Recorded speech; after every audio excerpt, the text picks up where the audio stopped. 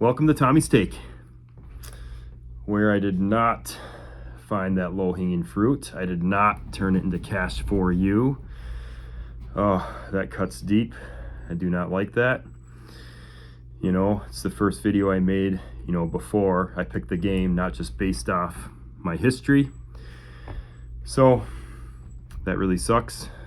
That puts me at 9-2, which is still better than I've ever done. That's great.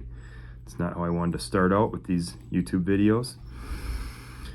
But that's, the whole point of this system is picking one game. If I spent all week picking one game and I can't even find a winner, do you really deserve to pick a second game? I don't think so. So that stops your loss right there. Stops a losing streak right there.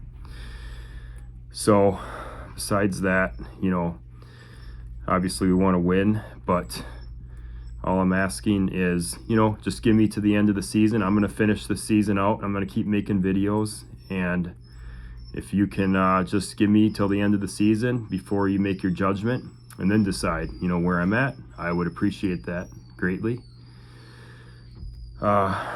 Besides that, let's keep this thing going. I was putting the YouTube video out a little early. I think I got a little excited, so I need to get back to what I was doing before, where basically I'd wait till later in the week. So from now on, I don't want to be picking, Thursday, Friday, Saturday. If I really like a game, I will do it Thursday like I am today. Otherwise, I'm waiting until Friday or Saturday to make my pick like I was before, sticking with my criteria that I was doing before. And I just need to have fun with it, all this putting pressure on myself for making a silly YouTube video. So let's get back to the basics. Besides that, before I get to my pick, I did have some feedback from multiple people on, just gambling tips and wanting to go deeper into detail when I was talking about winning and losing streaks. So I'm going to do that right now. So, I'm not saying you have to gamble. We can just pick for fun. But if you are going to, what do I mean when I talk about this? So you should just have a base bet. Let's say your base bet, your minimum bet is $20. That's all you should be betting. So like I just lost on the Vikings. All I should be betting on my next game is $20 until I can prove otherwise. You don't deserve to bet more, right? That is how you should be thinking if you don't want to go in a big hole. And then you can start upping it. So that's what I'm going to talk about here. So have you ever heard of the Martingale system? I bet a lot of you have. It's pathetic. Basically, for anyone who doesn't know, on a losing streak, for one, you double your bet after a loss, you double your bet, or even more, if you want to, profit a little bit after you win, you double till you finally win. And then you basically get back to even, or you're up a little bit. So huge risk, very little reward. Pathetic. Don't ever do it. The only way it works is if you have an unlimited bankroll. Now, on the flip side, when you are on a winning streak, this is what I want to talk about. It's called the Paroli system. Very cool. Okay, I'm going to try to explain it to you. If I can't explain it to a kindergartner, I don't know it myself. So here we go. You bet your $20. You win. Now you're on game 2. Now the goal of the system, you're trying to go in streaks. You want to win at least 3 in a row. And then you can go bigger after that or cash out and go back to your base. All right, game 2, you bet that 20. Let me restart. That first game you won, your 20 turns into 40.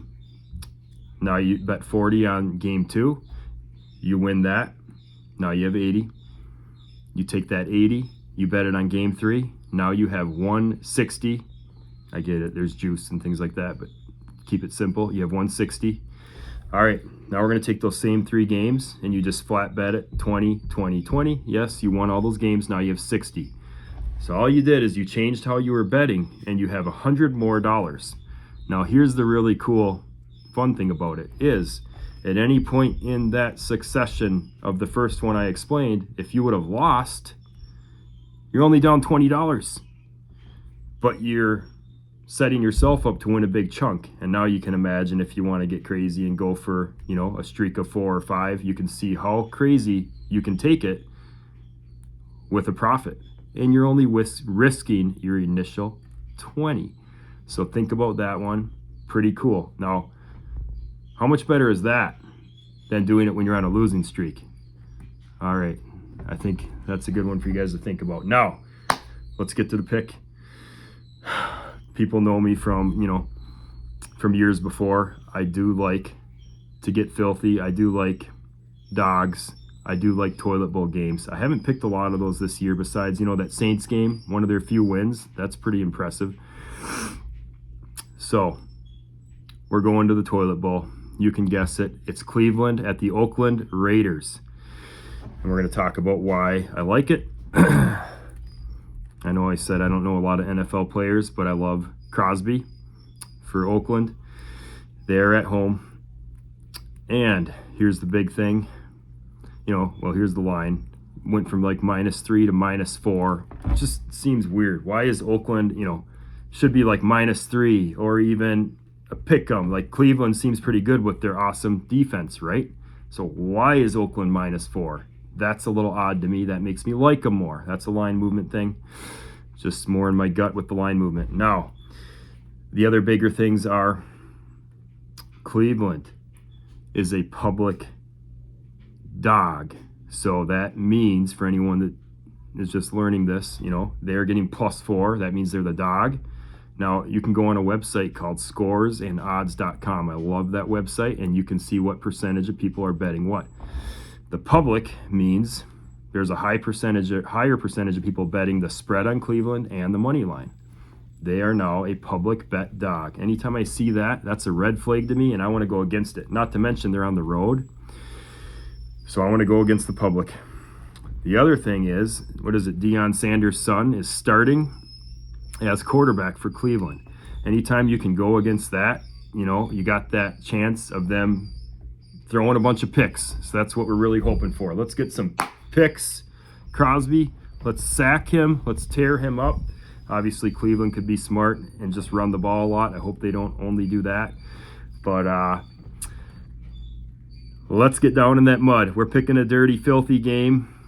That's going to bring me back from the dead, I hope, and get us to 10-2. Come on, people. Tommy's take. Oh.